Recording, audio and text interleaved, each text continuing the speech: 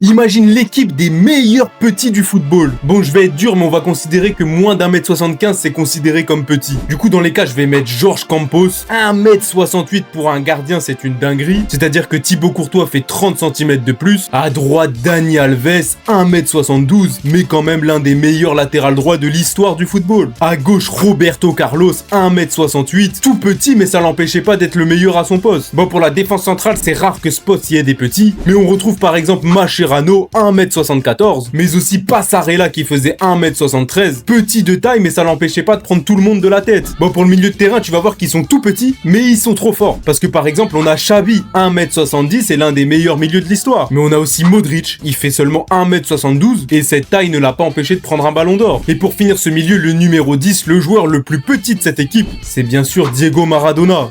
1m65, vraiment le centre de gravité à ras du sol. D'ailleurs, n'hésite pas à me dire en commentaire si tu veux voir l'équipe des grands pour voir qui a la meilleure équipe. Bon, l'attaque, spoiler, c'est de la folie. À droite, on retrouve bien sûr Lionel Messi, aucun spoil. 1m70 et c'est quand même le GOAT. À gauche, petite surprise, mais j'ai calé Franck Ribéry. Je me souvenais qu'il était très petit et quand j'ai regardé sa taille, j'ai vu 1m70, donc c'est parfait, il remplit le critère de l'équipe. Et pour finir, le buteur, c'est une légende absolue. Seulement 1m73 et je parle bien évidemment du roi Pelé. Dis-moi qui t'aurait mis en commentaire.